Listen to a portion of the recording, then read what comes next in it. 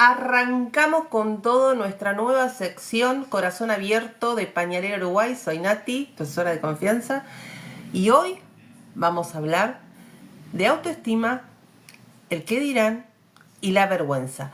Aunque no se lo crean, los tres temas están súper relacionados. Vamos a tener una invitada increíble, Edmi Sandoval, psicóloga, amiga. En cualquier momento va a entrar al vivo. Lo vamos a enfocar en personas mayores.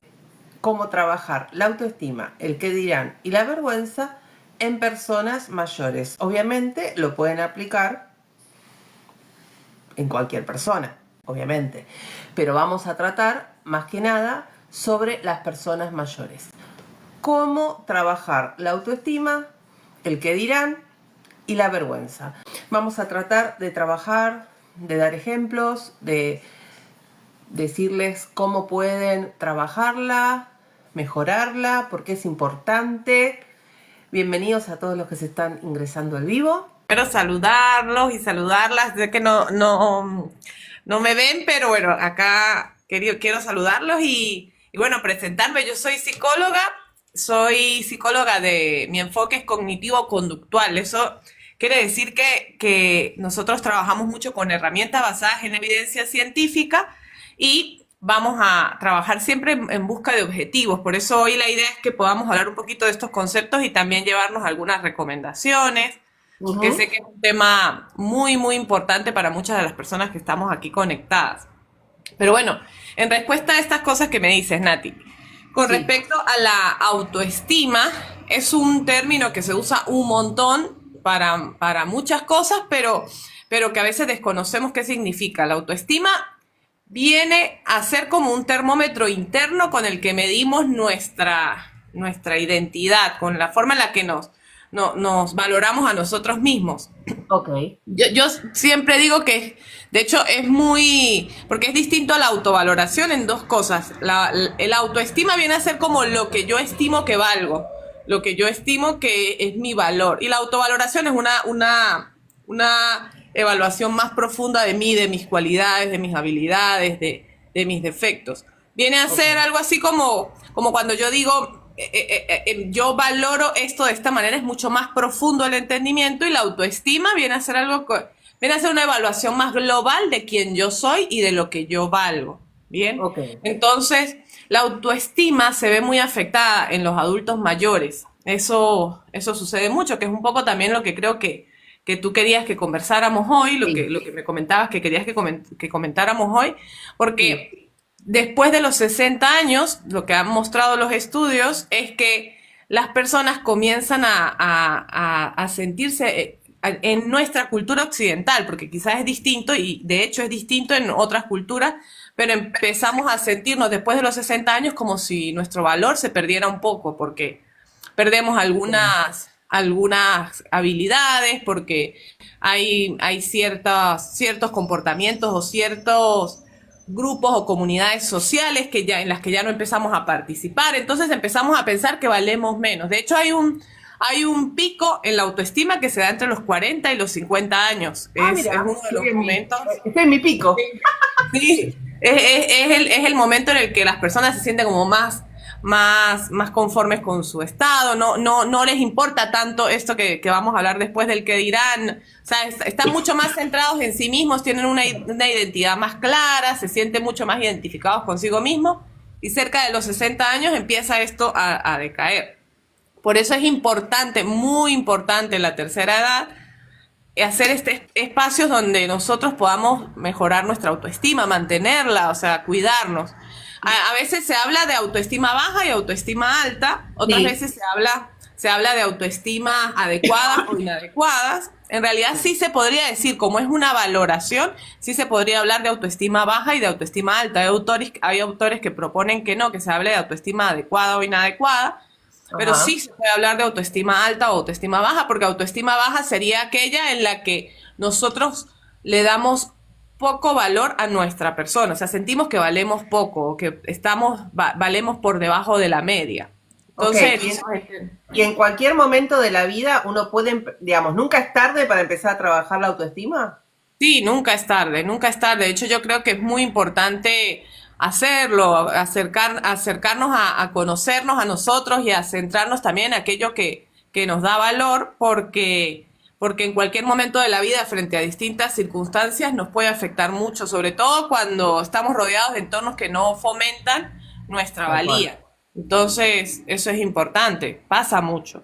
Sí, a mí Entonces, me pasa mucho en ajá, el negocio con gente grande, ¿no? Que está depresiva o, bueno, ya también la gente grande, viste que le importa mucho más el que dirán, es otra cultura.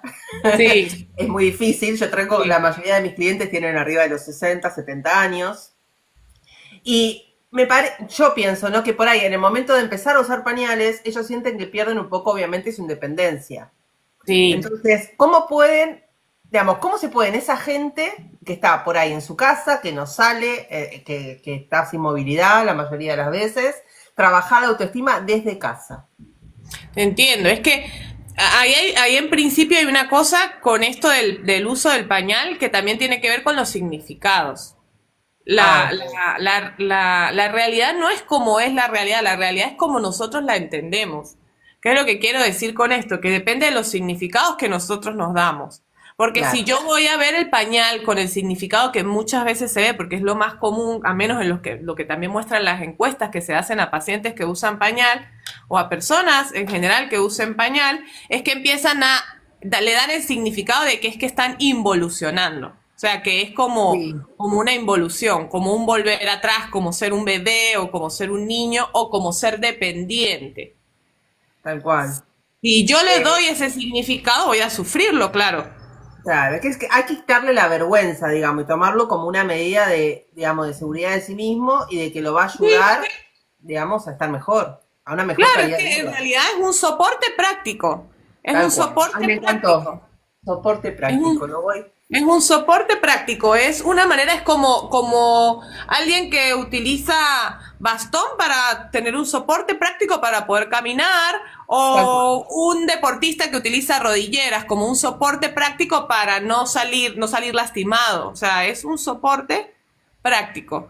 Porque si nosotros le damos el significado de que es una involución o que esto me hace dependiente, por Sí, supuesto vamos a sufrir. Si entendemos que el significado es real, porque en los hechos es un soporte práctico y en los hechos también en realidad es una manera de ser más autónomos e independientes, porque nos da la posibilidad de que no vamos a ensuciarnos, no vamos a necesitar tanta vigilancia acerca de nuestro propio cuerpo. Entonces nos va a dar la oportunidad a la autonomía. Y si lo vemos como eso, es lejos de involucionar, es un soporte práctico, un momento de la evolución.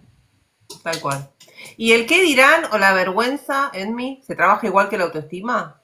Digamos, van Sí, todas juntas, digamos, la pero vergüenza es muy importante porque o sea, lo que pasa es que nuestra autoestima sí, está muy, como nosotros somos seres sociales, está muy ligada. ligada a lo que piensan los demás.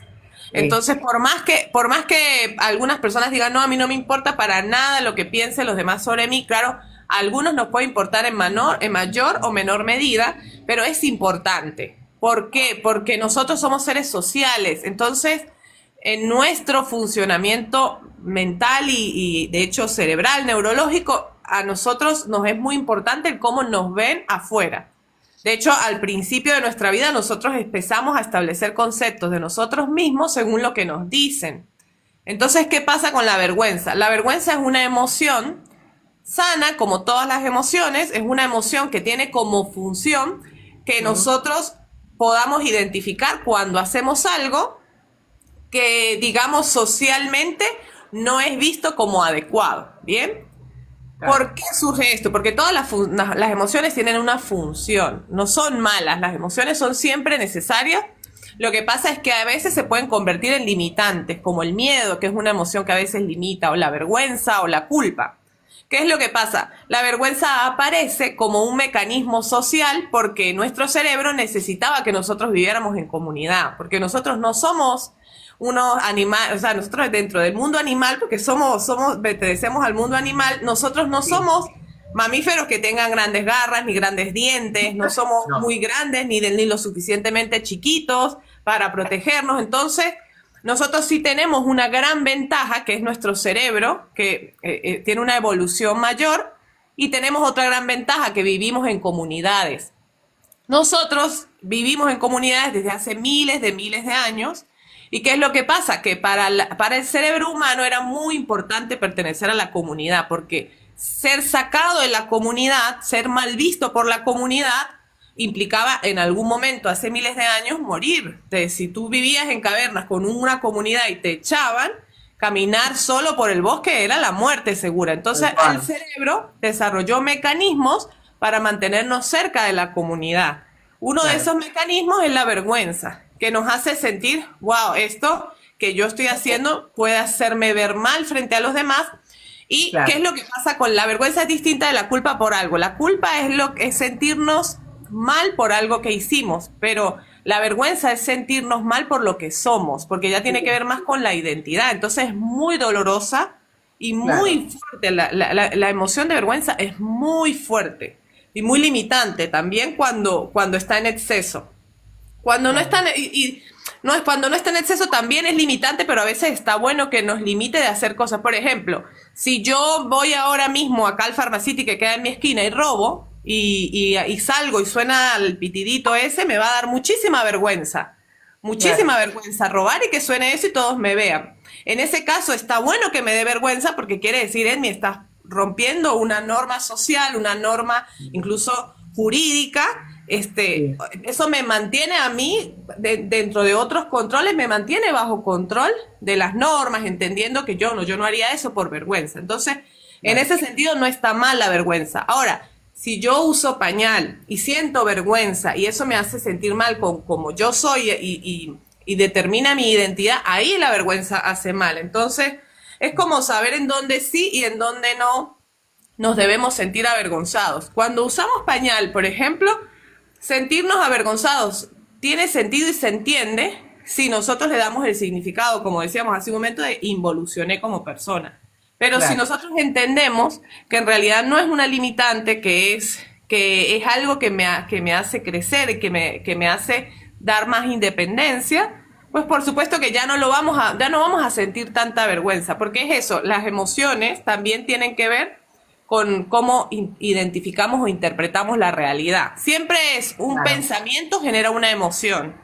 Si yo pienso al ponerme el pañal, ahora soy como un bebé, dependo de los demás, voy a sufrirlo. Si yo me pongo un pañal y pienso, estoy utilizando una ropa interior que es absorbente, una herramienta. Puedo, por ejemplo, salir, si puedo salir, o puedo estar, si estoy en casa, puedo estar más tranquilo, durmiendo tranquilamente, porque sé que si algo sucede no voy a ensuciar mi cama, voy a estar más cómodo, voy a estar más limpita, voy a estar más limpito. Entonces, en ese caso ya no sentiría tanta vergüenza. Entonces, un poco para responder a esa pregunta que me hacías inicialmente, en realidad todo tiene que ver con el significado que le damos. Eso es muy, muy importante, ver cómo le damos ese significado.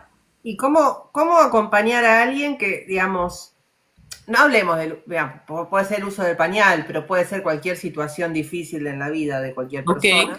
¿Cómo acompañar a esa persona, digamos, emocionalmente, digamos? Por ejemplo, yo tengo cuidadoras, tengo parejas de 60 años juntos, y a veces se le complica un montón, porque bueno, el pañal trae obviamente, a veces es por movilidad, a veces por enfermedad, por un montón de motivos, no solamente porque tiene incontinencia. Entonces, ¿cómo se acompaña a una persona emocionalmente que no está bien? Digamos, y que tampoco esa persona que acompaña le afecte, digamos, muchas veces enfermándose más que la persona que cuida. Sí, totalmente. Es que para un cuidador es importante el autocuidado, es primordial el autocuidado, pero lo olvidamos un montón. Cuando alguien se dedica a cuidar a alguien, pasa un montón que nos olvidamos, nos descuidamos a nosotros. Y es fundamental estar bien. El principio, la mejor manera de acompañar a alguien que necesita cuidados es cuidándome yo, en principio. Claro. ¿Y a qué me refiero con esto? En principio, escuchándome. Si yo tengo ganas de hacer pis, voy al baño y hago pis. Si yo tengo ganas de comer, voy y como. O sea, ¿a qué me refiero con esto? Que a veces cuando cuidamos de alguien nos olvidamos hasta de estas necesidades básicas. Nos olvidamos, me ha pasado, de hecho cuando yo he trabajado también como cuidadora de alguien, el que a veces uno no sé, siento una necesidad, no he comido, son las 3 de la tarde y no he comido, no desayuné, no almorcé, estoy a todo con la persona que estoy cuidando y ni siquiera me doy cuenta si tengo hambre o no. O sea, ni siquiera me he sentado a pensar o he parado para pensar, Un bueno, poco ¿qué voy a registro. comer? No registramos. Entonces, Tal cual. es tener registro de mí, de mi cuerpo y de mis necesidades en principio, porque cómo yo puedo acompañar con calidad a alguien si yo misma no registro ni mis propias necesidades. Entonces, y pasa, o sea, las personas que estén acá que desempeñan trabajos de cuidado, probablemente les pasa, que se olvidan. Por eso mencionaba lo de ir al baño, porque en realidad eso tan fundamental que nuestro cuerpo tiene alarmas para avisarnos, lo ignoramos o Tal cual. ignoramos señales de hambre o ignoramos señales de dolor. Por ejemplo, voy a levantar a alguien y a mí me duele mi columna, me duele mi espalda y la levanto igual, Mm, arriesgándome a lesionarme yo, que eso pasa también. sí. Entonces, por eso es tener registro de mí, cómo me siento, algo que yo hago mucho y que propongo a las personas que tengan labores de cuidado o no, o que estén siendo cuidadas también, que una vez al día se pongan una alarma que Ah, mira. suene en cualquier momento del día y cuando suene esa alarma se conecten un poco con cómo me siento en este momento. Si me siento cansada, si me siento triste, si me siento enojada, si me siento agobiada, si me siento contenta, si me siento, cómo me siento en este momento emocionalmente y cómo me siento físicamente y cómo Tal me cual. siento también en general en mi ser, cómo me siento. Entonces, que me detenga un momento a conectar con cómo me siento. Eso no tiene que durar ni siquiera 10 segundos, es un ratico de preguntarme Claro. cómo me siento, conecto conmigo y continúo. Pero es una cuestión de practicarlo, porque nosotros perdemos un poco, en general, vivimos muy Vivimos distraídos. aceleradísimos. Sí. Entonces, practicar el conectar. Y para las personas que tienen labores de cuidado es fundamental que conecten, que registren cómo me siento cada tanto para que puedan cuidar mejor a la otra persona. Porque no eres registrando, siempre yo cómo me siento y ayudando a esa otra persona que quizás no está en un estado de ánimo óptimo en el momento, es ser como muy comprensivos de la emoción, validar mucho la emoción que tiene la otra persona, darle validez de que si la otra persona, por ejemplo, hoy está en un mal día y se siente Sí. triste, bueno, está bien, se siente triste. Eso no quiere decir que yo me ponga triste con esta persona, ni que yo tenga que entrar en ese estado de emocional. Yo ahí me pregunto, bueno, ¿yo cómo estoy? Bueno, yo estoy un poco triste también, bueno, es mi tristeza y acompaño su tristeza. O tal vez yo estoy tranquila hoy y esta persona está triste. Bueno, yo estoy tranquila, ella está triste. O sea, son emociones distintas, somos personas distintas. Y también es importante validar cómo está esa persona, acompañarla en su emoción y tratarla a las personas que cuidamos con muchísima dignidad. Tal Muchísima cual. dignidad. Y Hay algo que hacía en un momento que yo trabajé con un niño, bueno, no es un niño, es un adulto ya hoy, que sí, trabajaba yo, que de hecho le cambiaba el pañal, lo cuidé muchos años bien, a un niño con el que trabajé. Y una mira. cosa que yo hacía cuando lo iba a cambiar, porque él no puede hablar, él está muy limitado en sus movimientos, él no Ujú. habla y no me podía responder a lo que pero yo a él le pedía permiso cuando lo iba a cambiar. Mira. Le decía, a pesar de que Martín se llama esa persona que yo cuidé muchos años y que lo quiero un montón, y Ujú. Martín no puede hablar, no me puede responder, no me podía decir, sí, Edmi, cambiame o Edmi, quiero, pero cuando yo Claro. lo iba a cambiar, yo le pedía permiso, le decía, Martín, permiso para cambiarte, y aunque Bien. no me podía responder, sí noté yo que como era una cosa que le decía siempre, él se relajaba un poco. Y yo lo Claro. interpretaba como, claro, me está dando permiso para cambiarlo, porque él se resistía mucho cuando lo cambiaba. Y Entonces es sí. importante también tener este respeto y esta dignidad por la persona a la que cuidamos. De poderle, por ejemplo, pedirle permiso cuando vamos a quitar su ropa o poner ropa. O sea, darle como ese espacio. Tal Eso es muy cual, tal cual. importante. Y tratar de, a mí me pasa mucho que yo siempre les digo, a veces las cuidadoras, no todas, pero las cuidadoras como quieren dormir, ahora se me Sí. levantan todas las cuidadoras de TikTok, no, pero como quieren dormir, le ponen pañales, y por ahí no es un caso para pañales, es un caso por ahí para apósitos, porque esa persona se puede levantar e ir al baño. Yo siempre Sí, aconsejo que mientras se puedan levantar, aunque se tengan que despertar y levantarse e ir al baño, excepto que sea muy peligroso, que esté muy oscuro y que tenga poca movilidad y se puede caer, que Claro. siempre se levante y vaya, porque eso ayuda a la masa muscular y a que no se quede tanto, porque después se tiran a, bueno, listo, me quedo acá, total el Sí, pañal banca. Y sí, sí. con esto que voy, a fomentar independencia, ¿entendés? Que mientras ellos puedan ser independientes en pequeñas cosas, lo sigan haciendo. Sí, eso es importante. Eso es lo mejor. Eso es tratar con dignidad a la persona con la que estoy trabajando, es respetar su dignidad. Y es muy importante porque, de hecho, también con las personas que usan pañal, está bueno que se practique, aparte de lo que podemos hacer como cuidadoras en algunos espacios, es enseñarles a hacer ejercicios de Kegel, que son ejercicios de fortalecimiento del suelo pélvico que Mira, podemos hacer, incluso no hace falta que sea solamente con el uso del pañal, cualquiera de nosotros los puede hacer, que son ejercicios de estos músculos que utilizamos cuando nosotros vamos al baño a orinar, que tenemos estos sí, musculitos que los podemos notar y sentir, que son los que abrimos o cerramos para que suceda digamos, satisfacer esa necesidad. ¿Qué es lo que pasa? Viste que nosotros tenemos esos musculitos que sentimos. Bueno, a veces podemos practicar cuando vamos a hacer pis, el sostener un poquito y luego soltarlos, sostener y soltarlos, ahí los vamos a identificar. Ahora, después, ya sin necesidad de que sea cuando vamos al baño, puede ser en el día a día, cada tanto, sentarnos un rato o prestar atención y hacer algunos ejercicios por unos segundos de sostener esos músculos, apretarlos un poquito y soltarlos. Además en YouTube hay montones de videos de mira, voy a ejercicios para el estudiar. suelo pélvico. Es muy bueno y aparte para prevenir que con el tiempo nosotros perdamos fuerza en el suelo pélvico y nos pase también que necesitemos algún soporte absorbente, algún pañal, es importante que podamos fortalecer eso. El suelo pélvico es fundamental para todas y para las mujeres es muy importante, sobre todo porque se empieza a perder mucha fuerza en estos músculos con los años y para los hombres también, para el cuidado de su salud. Entonces está bueno hacer estos ejercicios de que cada tanto es como que apretamos, hay por niveles, son ejercicios.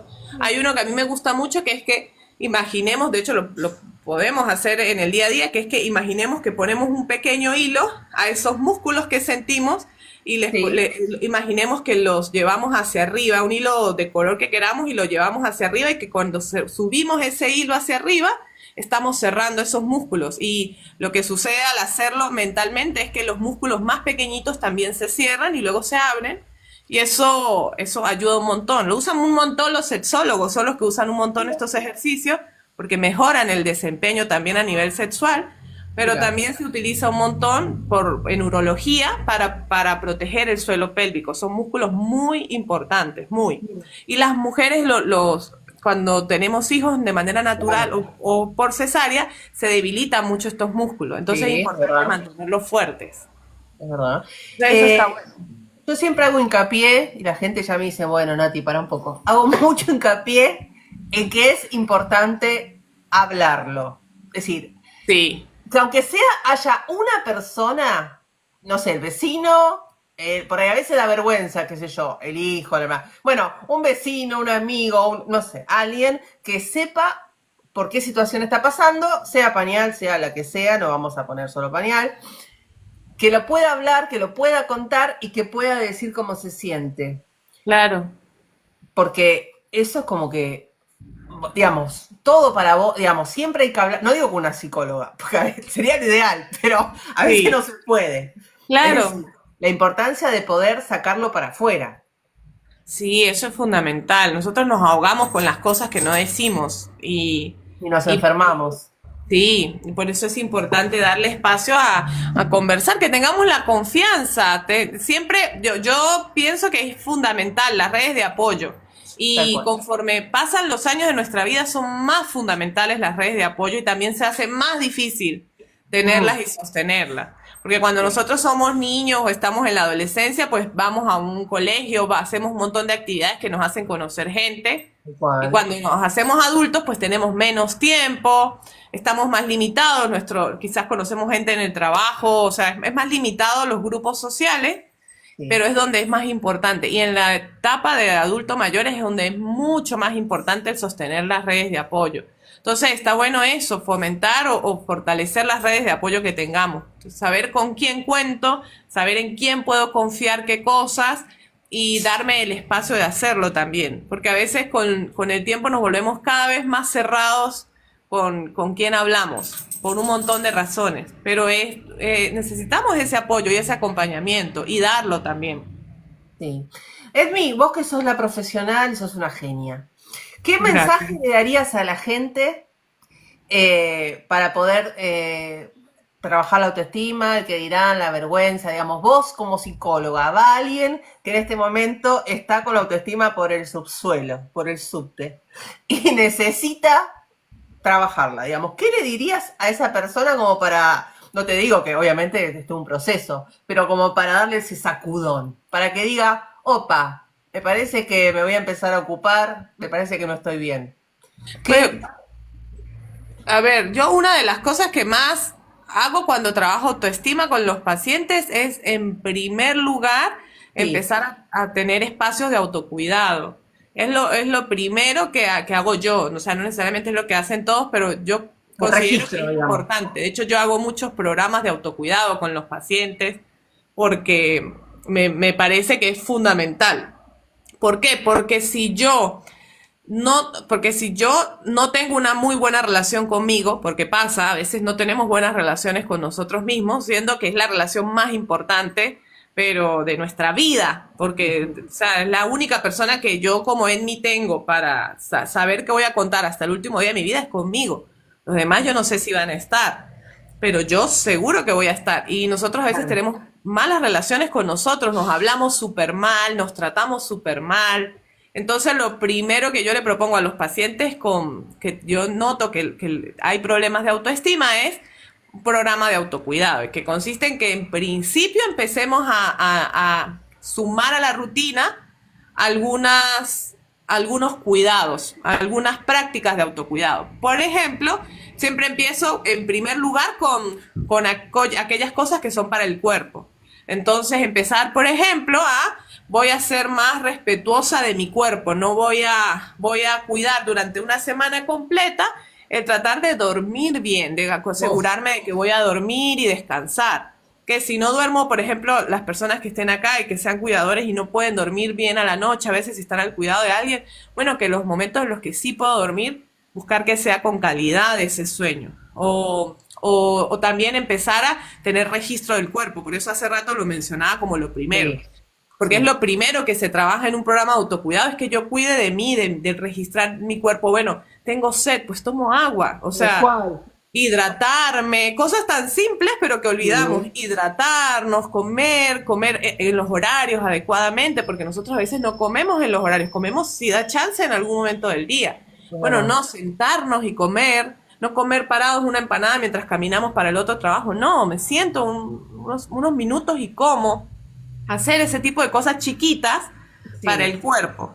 Y claro. después normalmente yo sugiero hacer cosas pequeñitas también, pero en lo emocional. Por ejemplo, Ajá. validar mis emociones, darme espacios, escucharme. Si estoy triste hoy, bueno, probablemente si hoy estoy triste no voy a tener la misma energía, pero tampoco me voy a exigir tener la misma energía. Tal Por cual. hoy voy a darme un espacio para, bueno, hacer las cosas un poquito más despacio, entender que estoy triste, elaborarlo. O si tengo rabia, entender, bueno, tengo rabia, me doy unos segundos para notarlo. Notar la emoción no es ejecutarla, no es tengo rabia, entonces grito a los demás porque tengo Claro. rabia.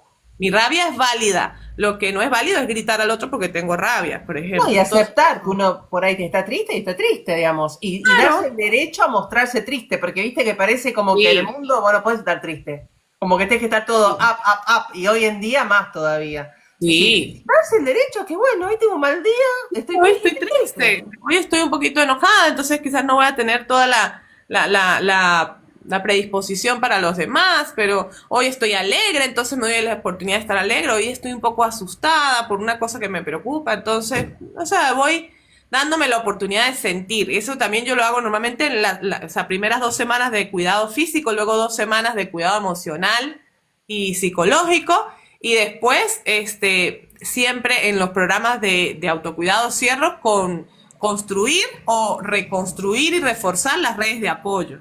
Siempre, Bien, porque es fundamental, pero son claro. fundamentales. Las redes de apoyo son tan importantes que en psicología Sí. lo que determina el pronóstico de un tratamiento, o sea, lo que determina si va a ser mejor o peor el pronóstico, no es el diagnóstico del paciente. O sea, lo No, que determina no es si el paciente tiene esquizofrenia, es peor el diagnóstico que si el paciente lo que tiene es problemas de autoestima. No es eso lo que es más determinante. Sí es importantísimo, pero lo más determinante es la red de apoyo. Si el paciente no tiene una buena red de apoyo, el pronóstico es más negativo. Si el paciente tiene una buena red de apoyo, el pronóstico es mucho mejor. No importa qué diagnóstico sea, o sea, te puedo hablar de, sí, quizás sí. nosotros entre los diagnósticos más graves hablamos de esquizofrenia. Si un paciente con esquizofrenia tiene una muy buena red de apoyo, tiene un muy buen acompañamiento, es más probable que se adhiera al tratamiento, tome su medicación y tenga una vida totalmente normal, que ni siquiera se tenga que notar que tiene una condición de salud mental. Y Claro. si una persona no tiene una buena red de apoyo, ahí es más preocupante el pronóstico porque es mucho menos probable que haya mejoría. Entonces las redes de apoyo son fundamentales. Y red de apoyo no me refiero a tener un montón de amigos. Puede ser un buen amigo que me apoya, puede ser un Igual. familiar que me cuida, que me acompaña, que me apoya, que me respeta.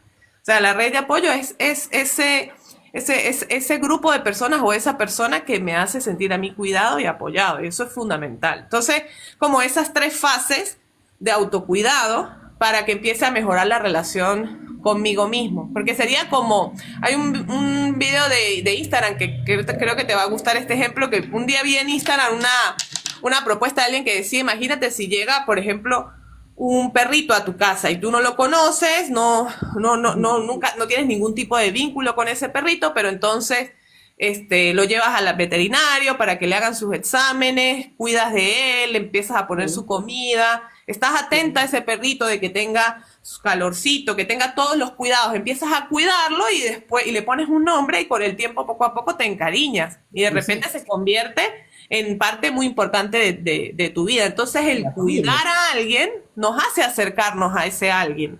Es verdad. Entonces, por eso es importante que nos cuidemos a nosotros, porque eso le va a mandar un mensaje a nuestra mente de que somos importantes para nosotros. Si nosotros nos descuidamos, no nos sentimos importantes y disminuye también la autoestima.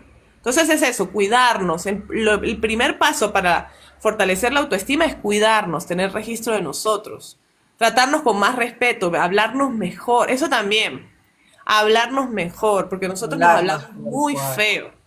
Muy Tenemos, fuerte. internalizamos a personas que quizás nos dijeron cosas muy feas en su momento, quizás nuestros cuidadores, quizás las personas alrededor, y entonces no solamente es que nos lo dijeron, nosotros lo compramos y lo internalizamos y nos decimos cosas muy feas. Es muy común que a alguien le pasa algo y dice, qué boluda que soy, que Tal cual. sí, o a mí me ha pasado de que digan cosas feas, que gente diga de sí mismas cosas muy feas, y yo también las decía en su momento antes de entender que si yo me hablo así, enseguida voy a sentir que soy así y voy a tratarme muy feo, y nosotros a veces nos tratamos somos muy duros con nosotros mismos. Entonces, cambiar el trato que tenemos con nosotros. No tratarnos como a nuestro peor enemigo, empezar a tratarnos como trataríamos a nuestra mejor amiga y a nuestro mejor amigo. Si mi mejor amiga hoy me dice, Edmi, necesito que vengas ya porque me siento muy triste, yo voy a correr y la voy a consolar, Y no la voy sí, a tratar mal, sí, ni le voy a, sí. ni voy a hacerle daño, voy a cuidar. Entonces, lo mismo hago conmigo. Si yo me siento mal, voy a correr y debería cuidarme a mí, escucharme, validarme. Es eso mismo, es tratarme con amor. Y Sí. eso es muy importante para la autoestima. Es verdad, uno tiene que ser muy consciente, porque yo creo que a la persona que uno más critica y más trata mal es a uno mismo. Sí. Horrible eso, nos tratamos muy feo. Y a Es veces, verdad. y a veces en automático, porque a veces los pensamientos aparecen en automático también. Sí. En Registrar los automático. pensamientos, otro vivo. Sí, sí, sí. Por eso hay un truco, a mí hay una técnica que se llama detención del pensamiento, que a mí en particular me ha servido mucho con el diálogo interno de maltrato, que es que la detención del pensamiento consiste en que uno primero aprenda a identificar los pensamientos que nos hacen daño. O sea, me empiezo a identificar qué pensamientos vienen a mi cabeza que me hacen Ujú. sentir mal. Y Sí, empezar a darme cuenta cuando aparecen, notarlo. Vendría a ser el segundo paso, notar, aquí vino este pensamiento donde me dije tal cosa que es muy dolorosa. Entonces, vamos a suponer este pensamiento de hace un rato de qué boluda hice esto, me sí, dejé las cosas. Bueno, Sí. entonces yo ya empiezo a identificar que me empiezo a hablar así. Bueno, ¿y qué es lo que empiezo a hacer? Cuando venga el primer pensamiento, no se recomienda hacerlo cuando ya han pasado varios pensamientos. Esto se requiere hacer cuando es el primer pensamiento de este Ok. tipo de pensamientos dolorosos. Normalmente vienen en cadena, viene el primero y después viene el segundo, tercero, Ah, cuarto, quinto, vienen ah, un montón. ok. Entonces, identificar cuando viene el primero Sí. y parar a la mente. ¿Cómo pararla? De hecho, dándole la orden de que pare, diciendo, por ejemplo, stop, o para, o basta, o ya está, que viste que acá en Argentina dice mucho ya está, cuando como diciendo, ya está aquí, bueno, Sí. ya está. A mí en mi Sandoval, a mí me funcionó mucho decirme tranquila, a mí. O sea, yo lo Mira. descubrí después de ensayo y error con muchas palabras y frases. Yo me digo a mí, tranquila, tranquila, como diciendo, espérate, basta ya. Sí, o Y me algún detengo a la gesto. primera. Yo, ¿Cómo? por ejemplo, hago así, el tuk tuk, el Sí, manito, y eso es como, bueno, ya está, basta, listo. sí, muy bien, Hasta ahí, excelente. hasta ahí. Excelente, excelente. Es una manera bueno, eso también lo pueden probar. Es como que cada uno de nosotros puede encontrar la que más le sirve Sí, y sí. es un parón. Fíjate que tú cuando lo haces te funciona para que la mente deje de seguir y seguir en ese diálogo. No, la mía es terrible, no sabes cómo se va. Si no hago así, estamos mal, ¿eh? Sí, sí, sí, sí. Es que si lo dejamos que es que No. llegue, es como un tren. Entonces, si Sí, pasa la locomotora y yo ya dejo que lleguen los demás vagones, es más difícil de tener el ciclo. Entonces, si tú lo paras a la primera, es que enseguida, eso funciona muy bien. La detención del pensamiento a mí me ha servido mucho y en mi caso de verdad que disminuyó muchísimo. Es muy poco frecuente ya que haya diálogo interno de maltrato. Antes era todo el tiempo, todo el día y ahora la verdad que no, cuando yo me descubro pensando algo feo acerca de mí o pensando algo que así sea no feo acerca de mí, sino como esto, cosas de vergüenza. No sé, estoy acá, por ejemplo, haciendo el vivo y dije algo y después estoy pensando mientras claro. almuerzo, ¿Por qué ay, no habré tenía dicho que haber dicho eso? esto. Qué Sí, esto barbaridad. no. Ahora Nati Ay, lo ¿por qué sube lo dije para todos así? lados. Tal cual. Y, ay, ¿por qué lo dije así? Entonces uno se maltrata. Entonces, si yo ya me descubro de haciendo eso, entonces yo ya está, o tranquila, Edmi, tranquila, me digo, y para Claro, enseguida el ciclo, y ya es más fácil elaborarlo. Sea para decir, ah, wow, sí, tendría que haber dicho esto de otra manera, pero ya no maltratándome, no en hacerme daño. claro. Entonces, es una recomendación que pueden ponerlo en práctica, la detención del pensamiento. Es Me como encantó. mandar a callar a la cabeza, es como decirle basta, basta porque yo soy la que manda, no tú. Y eso Oh, está bueno. está buenísimo. Sí. Edmi, me encantó tener el primer vivo con vos. Te tengo que despedir Bueno, porque tenés que ir a trabajar. sí, sí, tengo que irme a trabajar ya a la clínica, sí. Así que nada, te súper agradezco. Después vamos a subir el vivo entero a YouTube. Se lo voy a pasar a Edmi, obviamente. Y bueno, Gracias. y nos vemos en la próxima, Gracias, ¿eh? gracias. Gracias a ti y a todos. Nada, un beso enorme. Un abrazo. Chao, Chao. chao. Nos vemos. Bueno, hemos despedido a Edmi. Vamos a cerrar este vivo que me encantó compartirlo con Edmi. Una genia total. Y voy a cerrar con una frase. Yo antes tenía un programa de radio y cerraba mis programas con una frase. Así que voy a hacer lo mismo acá. Y se las voy a decir. Hay que comer rico sin culpa. Bailar sin vergüenza. Reírse del que dirán. Disfrutar la vida. Y sobre todo juntarse con gente que los quiera de verdad. Porque esas personas nunca, pero nunca en la vida las van a juzgar ni tratar mal, ni nada.